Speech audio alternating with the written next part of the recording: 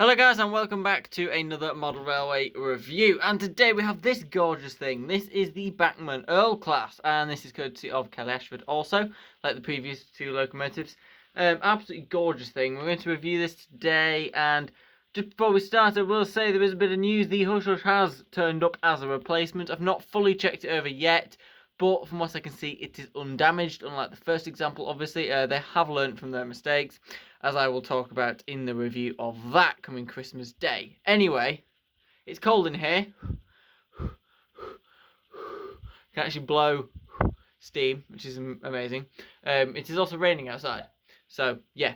Anyway, if you ignore the rain, we will get to a review of this gorgeous loco and give it a bit of a running session and stuff. And overall, I'm definitely going to be pleased with this because it is beautiful. So this is the box it came in. There you go, the Earl Class, and some history on the back there. If you want to pause that and read it, you can do. Okay then, let's talk about the detail, because this is a very, very highly detailed locomotive from Bachmann. It is gorgeous. This is the BR Black version of the Earl Class. There is a Great Western Green one also. And this has the early crest on the tender, as you'll see there. Absolutely gorgeous. So we'll start at the front. Then you do have these metal buffers. They're not sprung, but they're not on the City Class either. So maybe that's prototypical. You have this heavy die cast running in place all the way along here, including this part. It is very cold to the touch in this sort of weather that we have in the UK right now. Copper top chimney, which is metal. Absolutely gorgeous. You do have the safety valve bonnet, a dome as well, unusual on a Great Western loco, and you do have these lovely whistles, which are moulded, but they are absolutely tiny, so I'm not surprised. Overall, lots of separately fitted detail, including the smoke box dart, all of the handrails across the sides, plus lots of moulded detail, including the springs, the splashers. There is a lot of detail. There's also some writing there.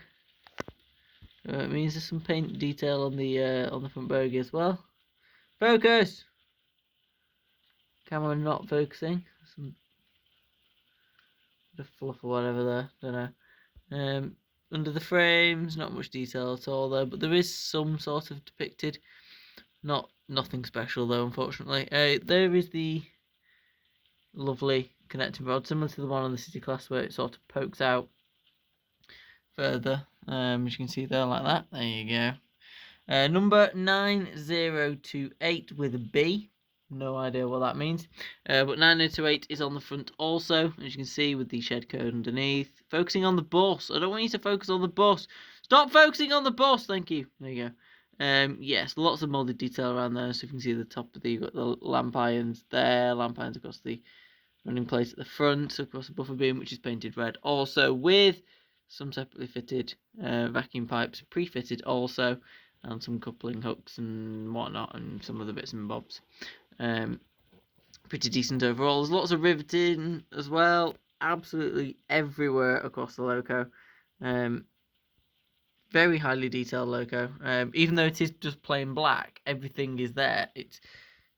The livery is plain, but that's how it is. So you do have the glazed windows as well, including the cab detail, which I think is absolutely beautiful. Not 100% as well visible as it is in the City Class, but it's still a beautiful cab with the wood and the flat floor also, and this tender plate here, which is adjustable, as you can see, reasonably closely coupled. You can actually adjust that if you wanted to. I can push that together like that. It's on a spring, so that's why it's adjustable. There is some other details everywhere else. You can see a bit of red there, which is very difficult to see to the naked eye. You do have this lovely glossy but sort of realistic hull load, which is removable though, and it is made of heavy die-cast metal. I know that because it's fallen out, and yeah, it's quite heavy. Lots of separately fitted details everywhere for the braking and all the bits and connections and coal and this, that, and the other. And you've got this sort of little thing here. Don't know what that is, but Jesus. They stick up quite high. You see there, you can see actually the little chute for all of the coal there, goes through there. Overall, absolutely gorgeous. You do have lots of detailing on the axles as well. You can see underneath there is a water scoop under there as well. Moving around to the back, obviously you do have the same metal buffers, which are not sprung unfortunately, at the back, but same on the City Class, which is a very sort of similar logo. You do have the British Railways early crest there as well, printed absolutely beautifully on the side of the tender. You do also have these nicely moulded water tank things and some other thing, big upside down soup bowl shaped thing. Don't know what that is. I'm not an expert. And obviously you do have the sort of area for all of the tools that you might need. Yeah. Overall then, very highly detailed locomotive. I'm not going over everything because we'll be here till next Tuesday, so haven't done that for that reason, but and my camera won't focus. Please focus, please, I beg of you. I beg, thank you. And yeah, pretty gorgeous loco overall. Let's get it onto the track then and test its initial performance. So there is the gorgeous Earl Class then on the track, and yes, it does look absolutely gorgeous, doesn't it? Absolutely stunning loco. Anyway, I will say, don't really know much about the mechanisms of the locos in terms of, like, I don't take them apart and have a look, but I do know for a fact I think this has metal bearings on the wheel set, which is an improvement over the City Class, but also shares a 3-pole motor, which isn't brilliant, but that little loco over there, which is a lot less money, does have a 3-pole motor and bearings. I think it's a 3-pole anyway.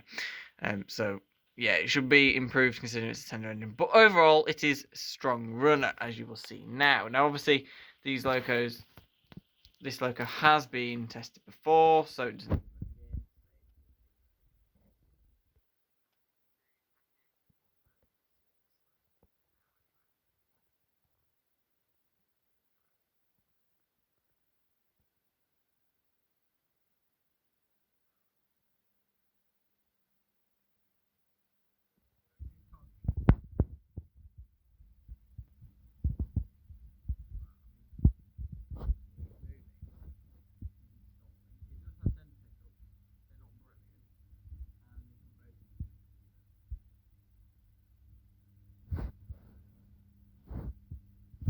That's flat speed. It doesn't look smooth because I'm moving the camera, but it is smooth, I can assure you. My camera work is terrible when I'm holding it and trying to control the loco at the same time.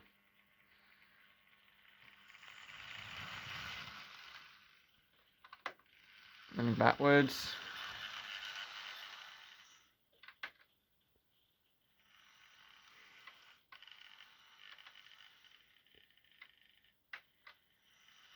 So much quieter forwards than it is backwards. But it rarely runs backwards, so. Anyway, that is absolutely lovely. Right, I will get some coaches out for this loco. I will also get another loco to join it and stick some coaches behind that, and we'll have a bit of a running session with both of the locos then. So we're back, and yes, this is the gorgeous Earl Class, as you have already seen, and it's running with the City Class, City Truro this time, obviously, because it's the only City Class I have, which is running with the gorgeous Hornby four-wheeled Great Western coaches, which are lovely, because it's sort of pre-grouping. This loco, you'd be surprised to hear, isn't technically a pre-grouping loco. It does come from a pre-grouping design, I believe, from sort of like the Duke and whatever it's called, something like that. But I believe this isn't pre-grouping. So it's going to be running with these instead, which are the Mark 1s. Now, might come as a bit of a surprise, but this loco has a better attractive effort in model form than City of Truro. City of Truro would struggle with those, but I believe this loco should manage them just about fine. Okay, let's have this gorgeous Great Western themed running session then, shall we? And we'll start with City of Truro, who is off and running pretty quickly. Make sure City Truro goes all the way around first, nice and quickly. It's running pretty quick. Slow down, City Truro. Slow down a tad, thank you. And now for the Earl. Rolling smooth and quiet. It pops.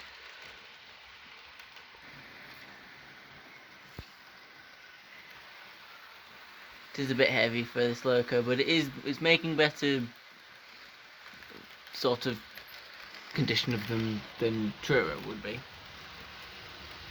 And here is beautiful city of Truro.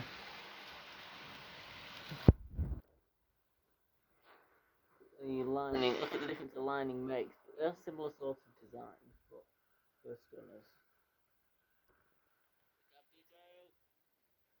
Yeah, I like that Earl Class a lot.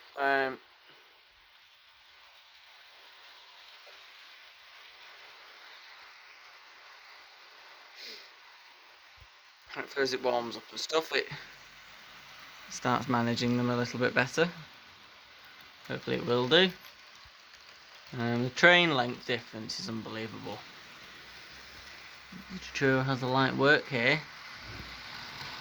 Comes under the tree.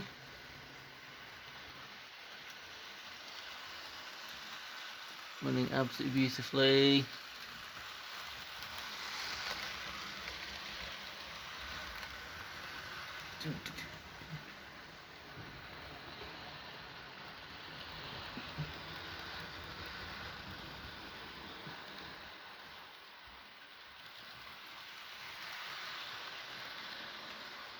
Following Truro. Truro manages the Pullmans, by the way. The weight of those 3 coaches are quite weighty. They're Bachmann coaches, so that's why the sort of slightly smaller 4-coupled locos like these two struggle. And these locos don't have traction tyres or anything, which is obviously a great thing because traction tyres are pigs. I only have one steam loco with them, and that's my old mainline Manor, I think. I hate them really, so that's why I haven't got schools, classes or T9s yet. Anyway, back to these two. Yeah, they're running beautifully smooth, beautifully quiet. Struggle a little bit on the hill over that corner where the Earl is going now is a difficult spot. A lot of locos do struggle on that, but otherwise running absolutely gorgeous. It's coming around now. An absolutely phenomenal little loco. I love it as well. Don't have many black locos. Especially not Great Western ones.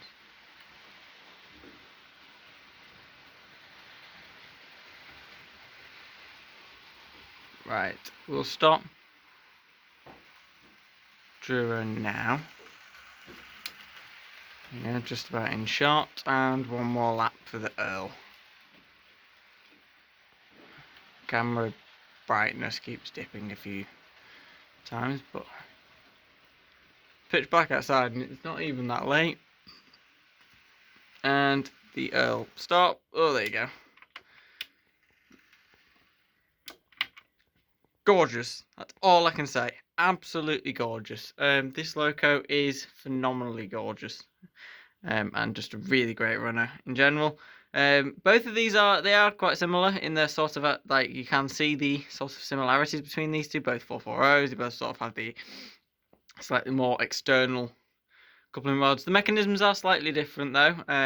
I do think that the Earl is a slightly better runner in terms of it is slightly more powerful and it is also a little bit quieter. But both of them overall are really good runners. City Truro does have a slightly crude mechanism though, unfortunately. The Earl does win on the bearings, but it also wins on the fact that it only has one driven axle, whereas it has both driven axles. Don't know why, but anyway, they're slightly different. But other than that, I'm not really doing a comparison between the Earl and the City class, because that wouldn't be fair, because they're not the same class. But yeah, they are gorgeous, both of them. But yeah, this has been the Earl's review. A little bit later than hoped, but yeah, I should be with you very soon, hopefully Christmas Day, with another review, and then a running session before the end of the year. So, and a news video on the 1st of Jan, hopefully. So, some good stuff to come. But comment your thoughts below on the Earl. I would like to see what you think of it. But until next time, guys, thank you so much for watching. Have a very Merry Christmas and a Happy New Year. And I'll see you very soon for some more videos. Goodbye.